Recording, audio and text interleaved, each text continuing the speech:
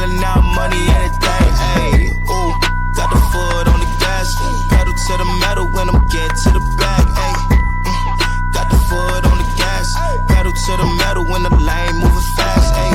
Ayy, let them all cross. If they hate, then let them hate and make a bigger boss, ayy. Hey guys, before we jump into the episode, I wanted to let you know it is brought to you by Revenova, the official TMS provider for the Freight Coach. You guys, I've been a broker for a long time, and the tools that are at your disposal with Revenova help you eliminate bouncing between systems, which improves your accuracy when you are managing multiple tasks throughout your workday. Plus, it's built into the Salesforce cloud, so your CRM is fully integrated with your TMS, eliminating yet another silo. In today's day and age, you are definitely concerned about the safety of your data. With Revenova, it's fully protected.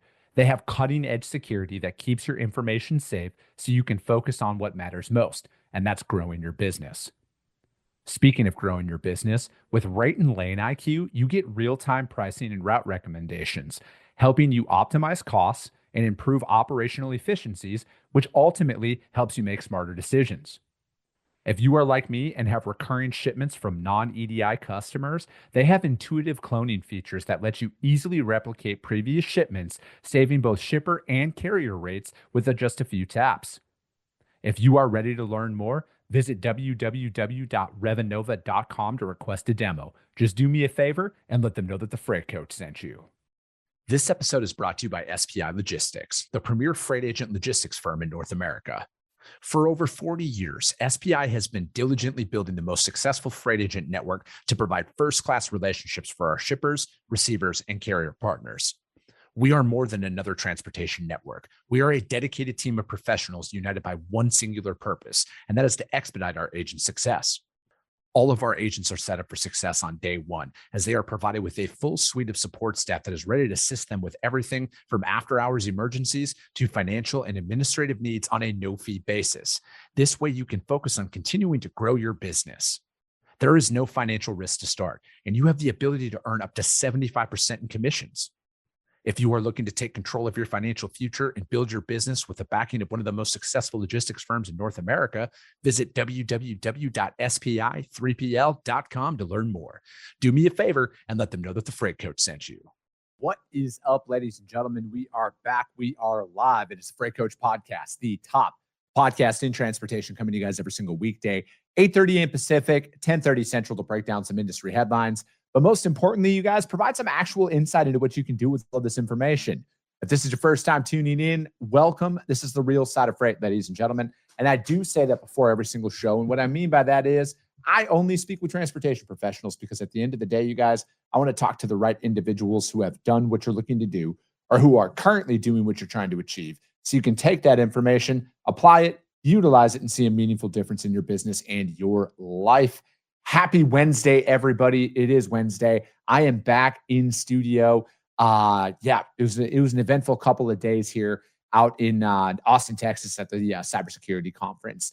I love that event. I love the NMFTA, longtime supporters of the show, but I love going in there and really hearing a technical understanding about where things actually are in the industry in regards to cyber crimes, cargo theft, all of that. And that was really the big push and the big topics of conversation that were being had out there, and, where some of those trends and where they're at. And, for me, I think that why I love going into that environment is it's one of the very rare times that I can attend a show inside of transportation and like truly be a student and not be able to like draw any parallels between what I had experienced in freight prior and what in stuff like that. And that's why, from my perspective, going out there into that cybersecurity conference is going to be great. It's going to be out in Long Beach next year. I would highly recommend everybody go, and especially with the way that cybercrime and cargo theft are completely correlated in today's environment and where things are. It's like I was saying yesterday on the show, it's no longer the Dom Torettos of the world rolling up like Fast and the Furious and hijacking trucks. Although that still happens, it's just not that. It's just not that way anymore. And I would just highly recommend everybody take the time, if they can, to go out there. And then, another big takeaway, and we're actually going to be doing a show on this here coming up, is like, how do you vet your tech vendors, right? Because I think like as trucking companies and brokers, we're not software companies at the end of the day, but we need software to operate our businesses. And the NMFTA actually put together a free resource on how do you vet tech vendors to ensure that they are keeping your data safe and their systems are secure as well for you to use. So that's where I was these past couple of days. I do want to, before we get into the show any further, I saw a couple of posts about this over the past couple of weeks, and I saw that there was a GoFundMe that was put together. And again, I will always use this platform that I've been blessed with to help others with it, whether it's through the content or whether it's through something or a cause for somebody. And a longtime viewer of the show, Brian Pilkington, he's going through some stuff right now. And if you guys, even if you can only take some time to drop a prayer for him and his family, or if you can go a little bit further on it and donate to there. I put the GoFundMe link down there. It's for his wife. She's going through some health issues right now, pretty serious stuff. And if you guys want to donate to it, it's not the size of the donation, or even if you can't donate financially, share that link out there, you guys, so we can get that in front of as many people as possible to help them out during this time. We're going to run it here on the show. We're going to have it in the show notes for the foreseeable future until they reach their goals. And if they keep expanding it out due to the medical bills and everything else, we're going to keep going that out there, you guys. As an industry, I just feel like it's the least we can do is step up and help others in need at this time to really go through some of these challenging times. So the link's in there. It's down there for this GoFundMe. If this link doesn't work for some reason through YouTube, just DM me. I will gladly send it over to you guys. And again, even if you can only share the link, whatever it is, you guys, anything we can do to get this message out there to just to help Brian and his family during this time. So anyways, moving forward with the show on that, you guys, we're going to be doing a little bit of freight market update, and then we're also going to be talking about some of the top headlines out there about some of these massive cuts and layoffs and everything that's been happening across the board, and kind of what does a lot of this mean out there. So overall freight market right now, there's a bunch of factors that are leading up over to this. Load posting are rising across there, according to DAT, in a source that load posts rose 2% out there, while truck posts fell 5% out there, signaling tightening supply. Obviously, for anybody who is looking for any indication of a potential shift in a market, you guys, this is the beginning stages. Now, I'm not going to say that what is happening now is going to continue, but these are those signs that you need to look for on if there are any meaningful changes out there across the market. And now, again, I would benchmark this, okay? And again, this is how I internally do it inside of my freight brokerage, because I actually move freight. We start paying attention to this, right? When we're seeing data points, and again, especially if you're in the reefer market, and I'll get down to that here in a little bit. Now, there are some seasonalities that can come along with it, but if you're looking to start tracking data, I would start tracking that when we're looking at load postings rising while truck posts are falling. Okay, that's a data point that you would want to bench or to mark and start tracking. So you could say, 10/29/2025, that's where it is. All right, and then you start tracking that out. I would not look at it on a daily or even like a weekly basis, because there's going to be some fluctuations. I would want to track that over a month, right? So you would do, you could even start it on November 1st and then look at it on December 1st as well, and start tracking and see what happened. Was it a continuous rise, or was it just a slight blip and then it dropped back down, right? So start paying attention to that data point, because that obviously, in its simplest form, you guys, it's supply and demand. All right. Supply of trucks, demand for those trucks. And that's it. All right. And if the supply of trucks starts to decrease and then the demand of freight starts to rise at all, that is going to be the easiest way for people to break this down. Because I don't know, I went to public school. All right. So I'm not a fucking economist or anything like that. This is just the stuff that I've had to learn over the years in business to be able to read a lot of this stuff and start making sense. But again, in today's headline, 15-word society that we live in, and then everybody creates an entire theory about what's going on based on that headline. You can't necessarily do that with data. And then especially in regards to freight, you want to pay attention to it for a couple of months, right? So again, I'm going to mark this as something I am going to start to watch, because this is the first meaningful drop in capacity that I have seen out there on truck posts. Okay, so start paying attention to that. Now, dry van rates out there, they're up just a little bit, $2.08 a mile. Reefer was at $2.47 a mile. Flatbed is unchanged. And again, in regards to refrigerated freight, you're going to see a natural seasonality of that come in just due to the holidays, right? What do we do, you guys? Hams, turkeys, all of that stuff has to be moved refrigerated. So you're going to start seeing an increase in that. And again, that's another part of that data point that you want to pay attention to over a 60-day period at least, because there's going to be a seasonality to it. Now, if you're in the flatbed space like I am, it's unchanged and it's going to continue to drop. All right, because we are officially essentially out of building season. Nobody's laying pipe or building homes right now in the Northern Hemisphere. Down south here in Arizona, Texas, New Mexico, stuff like that, we should see some steadiness out there, but it's going to drop and it's going to continue to drop. And then obviously, the regional trends, and this is one thing that you guys can start paying attention to as well. Florida, reefer posts are up. And then that also has a lot to do with ICE being at checkpoints. There are actual ICE checkpoints that are going on out there. And not saying that there was a ton of drivers who were only running down there that were running illegally or anything like that. But people tend to avoid areas like that if they can, because they just don't want to be messed with, right? Like, it's just like every trucking company during DOT inspection week that shuts down. Some of them don't shut down because they have violations. They shut down because they just don't want to deal with the bullshit. Okay, so that's just something, again, it's just something to pay attention to. I'm not here to argue about the political landscape of that stuff. I'm just saying that's just some of those things that I pay attention to. Reefer loads in McAllen, Texas are up as well out there. And then Midwest drive-in rates are up.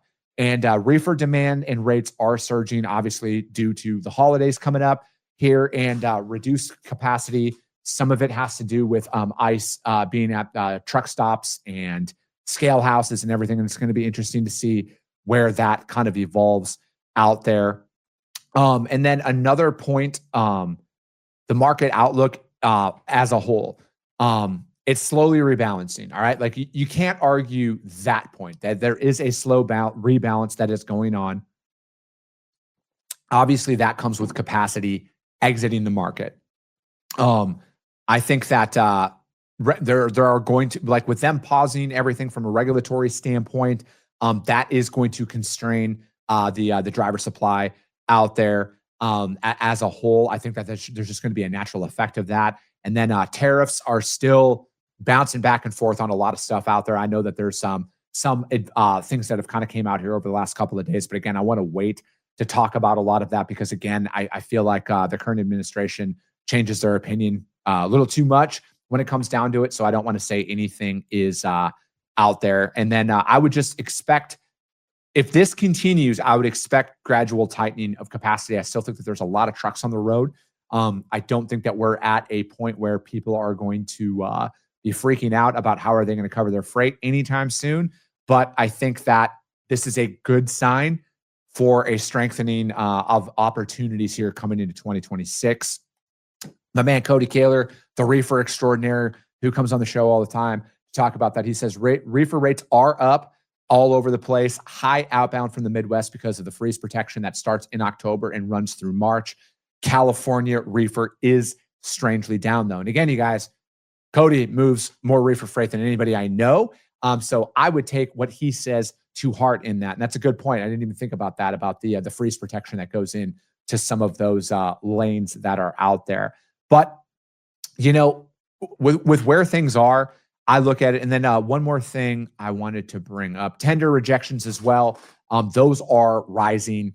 So again, that's just one thing to take into consideration. Capacity is leaving the market and stuff like that. So those are just some clear indicators, right? Like I think if you're going to start benchmarking this stuff, and I know that it doesn't seem like there's a lot of people who track a lot of data based on my assumptions on what I see on social media. It's a very reactionary environment out there of, oh, did you see this headline? Oh, did you see this headline? Oh, did you see this post on X? Oh, it's got to be true because I saw this post on X.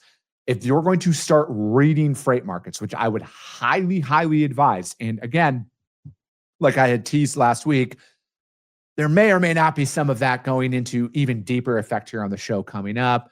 There could be some things happening here, but where we're at though, you guys, is we're going to teach you how to read a freight market. All right. I am going to teach you how I personally do it, how I've done it, and how some of my friends do it who have really successful companies. So you guys can pay attention to this stuff so you aren't caught as off guard when things happen.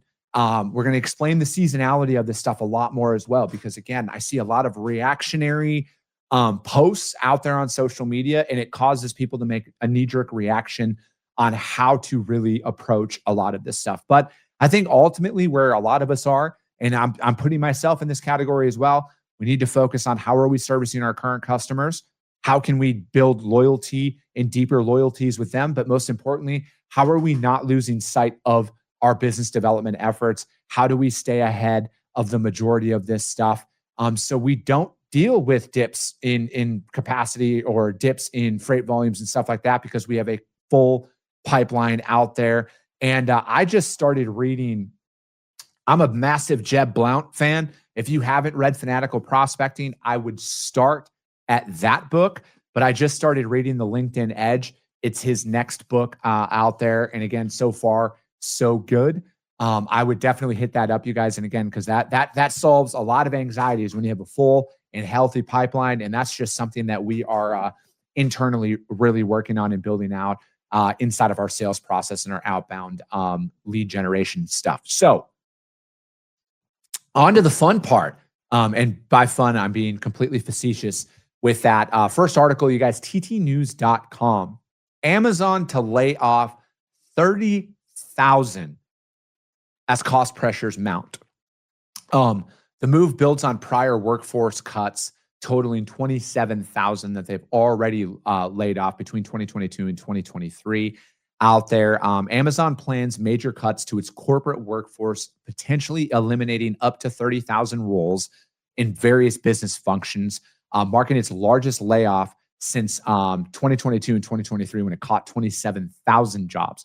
The job cuts will hit areas such as corporate staff, roughly 350,000 white-collar employees globally, including units in logistics, payments, gaming, and cloud and computing. And then the driver of this reduction is a strategic shift. Amazon is looking to flatten its organization, reduce layers of management and bureaucracy, which I'm a fan of that, and redirect resources toward growth areas like AI, automation, cloud computing, and logistics innovation.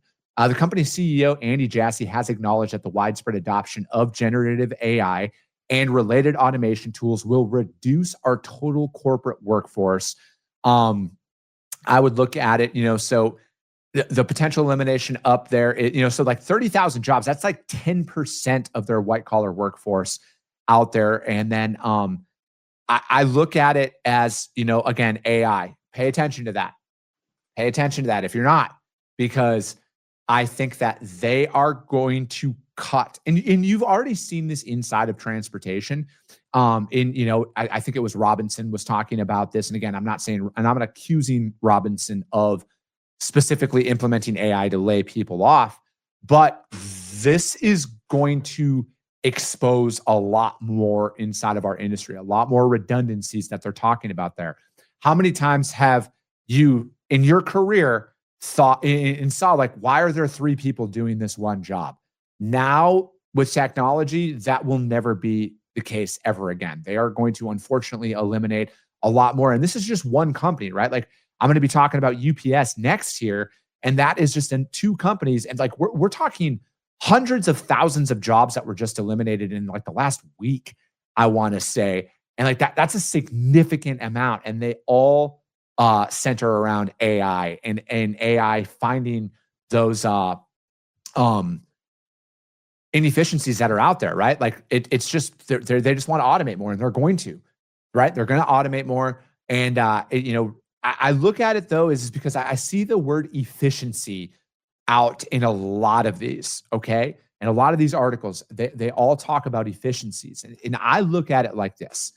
That just, like if you look at it from like a workforce perspective, like I've talked about on this show, like no matter what, if you're an A player, like truly an A player, you're going to be fine no matter what. You're not going to be affected by this. But if you're one of those C and D players in the market, or I would even go B players in the market, and we all know it, right? Like I just said, how many of us have been in an environment before, in a work environment, where like, why do all of these people do this one job? Why does it take all of that? All of those redundancies. This is that efficiency, right? They have now identified there are glaring inefficiencies in their operations. They are employing way too many people to do too few of jobs, and technology is going to take it. Now, again, I'm not here to argue the morality of that. That is just the reality of what a lot of these organizations are. If you are efficient, if you are an A player, I think you are going to be all right no matter what. But that article, you guys, was from ttnews.com and talking about the Amazon layoffs. And then the next one, this one came out yesterday. This one was from usatoday.com, and UPS cuts 48,000 jobs. 48,000 jobs out there. usatoday.com is where this came from. And UPS reported its third quarter results that beat Wall Street expectations, showing adjusted earnings of $1.74 a share on revenue of around $21 billion, topping forecasts at that time. UPS revealed it had carried out sweeping restructuring in 2025, cutting approximately 34,000 jobs. And those are just in operations. So drivers, warehousing, stuff like that. And about 14,000 management jobs that were cut as well.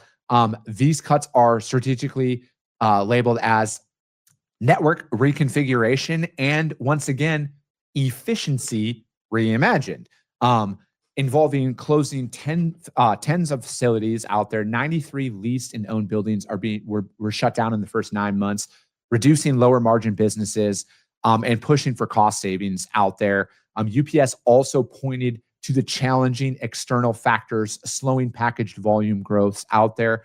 Despite the revenue decline in some parts, investors responded positively out there. With that, 48,000 jobs, it's one of the largest reductions in its history. I think that's a pretty big point out there. And then UPS is reducing its low margin business. And again, it said mainly from Amazon, and reallocating those resources to higher margin segments, revenue versus profit tension. Although the revenue declined or grew modestly in certain units, adjusted earnings beat expectations. Obviously, when you cut 48,000 fucking people, your overhead drops and your profits increase. But, again, public school math here. Implications for workers and the unions. And I think this is going to be something to pay attention to. And I had mentioned this on the show a couple of years ago when the Teamsters restructured their deal and some of those drivers. And again, I'm not here to argue about pay. I had just mentioned on the show at that time, that large of a pay increase is going to put a target on people's back, and people are going to lose their jobs due to this. And here we are, 2 years later, people are losing their jobs because, again, they're going to look at it like this. They're going to look at the efficiency aspect of it, and then they're going to look at who is costing us the most money. Can we fire this person at $100,000 and find somebody else to come in at $50,000 for the same job? Again, I'm not here to argue about the morality of any of this. These are just the factors of where a lot of this drives from. So again, if you're going to be out there and you're going to be a part of a union, you're going to have an even larger target on your back, I feel like, moving forward, especially inside of transportation out there. Again, they're going to automate as much as they can. They're going to continue to do that. And again, efficiency, you guys, is the key word in both Amazon and UPS. Redundancies, everything else are being exposed and eliminated. And unfortunately, when all of those redundancies get eliminated, jobs are at stake and are being cut, and it's going to continue, right? The more advanced AI gets, the more advanced automation and technology becomes, you guys, redundancies are going to continue to show themselves, and people are going to lose their jobs from it. Because why? And it's just going to come down to it, right? Again, I'm not here to argue about the morality behind it, but if they're like, this piece of technology costs me $5,000 a month, But all of these salaries cost me $500,000 a month. What do you think they're going to do? Right? It's just simple math. And it's just going to continue to happen, though, unfortunately, out there. And it's going to be interesting to see what happens here in the next year or two with a lot of this. I don't want to see anybody lose their job, and I want to be abundantly clear about that. I truly hate seeing people lose their jobs, especially in the environment that the job market is in right now. But I think it's going to get worse before it gets better in regards to that. I think we're going to see even more sweeping layoffs and job cuts and everything else that come about from this. But that article, you guys, was from usatoday.com. And then the third article, obviously, there's another horrific crash that we unfortunately had to see the clip from in Southern California this time. ttnews.com put out an article, and that it's Duffy ups the pressure on California after the latest crash that came out there. And again, I'm not gonna. I saw the video enough. If you haven't seen the video, it's out there. It's horrific. I don't need to see it anymore. So the people who have sent it to me, please stop.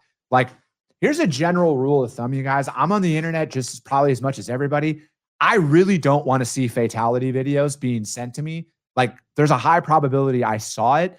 I don't want to continue to watch it, and I don't want to continue to see it. It's bad enough to have to see it once, let alone 37 other times. Again, I get it. You want to share the videos and stuff, but just don't send them to me, please. I don't want to see it. But this article, Sean Duffy, transportation secretary that's out there, is escalating pressure on the state of California following a fatal highway crash on October 21st that came out there. The driver was issued a restricted CDL by the state of California on June 27th and had his license upgraded on October 15th when he turned 21, even though California allegedly did not apply the stricter federal rule. Duffy is threatening to withhold $160 million in funds from California unless it complies with the federal rules and the issuance of CDL issuance and non-domiciled license eligibility out there. And again, I want to point this out because I was reading an article that I broke down about this exact topic last year. The state of California's stance is nowhere in the rule does it say that we have to conduct the English language proficiency on it at a roadside inspection. And again, I feel like if we're going to have a federal level law, mandate, rule, whatever it is, it needs to be crystal clear, right? Like we got to, because common sense isn't common. We'll put it that way. I think that if this is going to be enforced and required to be enforced, there needs to be a very clear guideline out there where it says, where essentially what I'm saying is no state should be able to read that and interpret it that it doesn't say we need to do this in the roadside inspection manner, right? So I want it to be abundantly clear to where there shouldn't be any of this, right? Because again, there's more and more focus out here. And I just saw a stat that 25% of non-domiciled CDLs were issued through the state of California. That was an article in FreightWaves. I was reading it. I was going to talk about it on the show, but I wanted to bring up this one on TT News. But they had FreightWaves that put out there that it was 25% of non-domiciled CDLs are issued through the state of California. Funds, obviously withholding funds generally follow the money. That'll get people to act faster out there. And then it says that, California argues that it followed the law, and then it notes that commercial driver crash rate is lower than the national average, illustrating competing narratives about risk and responsibility.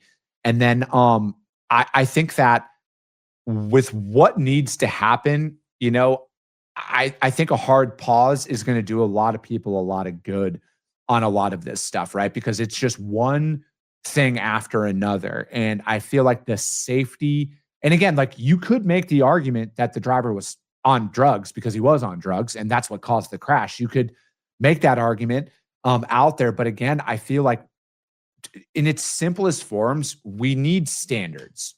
All right.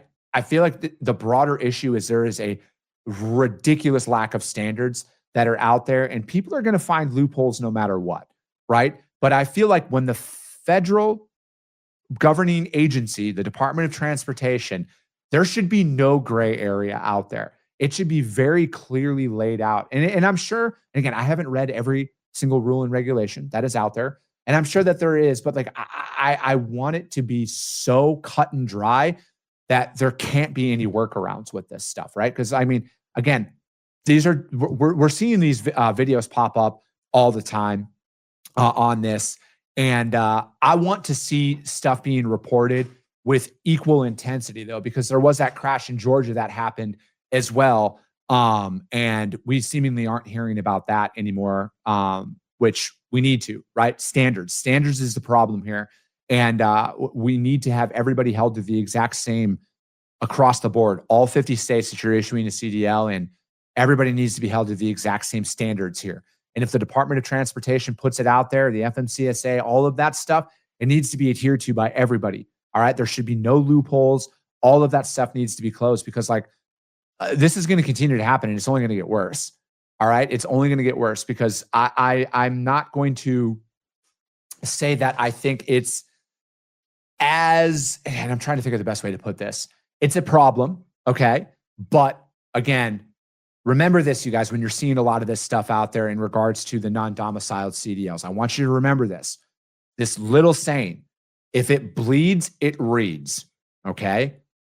And I say that because social media sites, news articles, all of this, they have this stuff divisive for a reason, because once you click on it and you stay on it, they can take all of that data and they can sell it to their advertisers of, look at how much people are watching our stuff and clicking on our stuff. All right. I'm not saying any of this stuff is good, bad, or anything like that. I'm just letting you know that is how a lot of this stuff is done. There are a lot of issues that are out there, but they need to be fixed, and they're going to get worse before they get better, because people are going to try and become more and more divisive in how they're reporting on this data and this information, because they want you to click on their shit so they can go out and profit from it. All right. I'm one of the ones who are going to sit here and talk about industry issues because I want them to get better, and I want people to, not die due to negligence, gross negligence by some states out there and how they issue CDLs. Like I just look at it like this.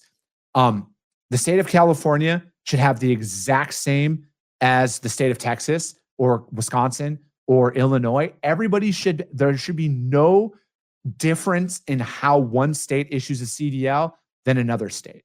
And I think like that's where it's got to start. And I hope Secretary Duffy continues to drop the hammer on this stuff across the board.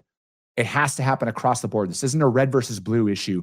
This is a literal matter. At this point, in my opinion, you guys, with where things are, cargo theft, everything else, this is a matter of national security. All right. This is what it's going to boil down to. It is an absolute matter of national security out there. Because again, read a history book at all. If they want to conquer a country, or if they want to cripple somebody, you cripple their supply chain. And a lot of stuff that I'm seeing out there, you guys, in regards to cargo theft and some of this stuff, it's starting to trend that way. It's starting to look that way. That's why I feel like it's a matter of national security, and it's not anything. It's not just stupidity and laziness of government employees. I truly feel like it is at the point of it is a matter of national security with where things are, and they need to drop the hammer on this stuff, and they need to drop it quick and stop this shit. But anyways, you guys, that's it for today. I appreciate you guys. We'll be back tomorrow. We got guests coming back on. As I always know, you guys, if you guys got value in what you heard, subscribe to the show. And if you're feeling ambitious after this one, which you should be, rank this show on iTunes and Spotify, because if you see value, your network's going to see it as well. I appreciate you guys. I love you guys, and we'll be talking to you soon.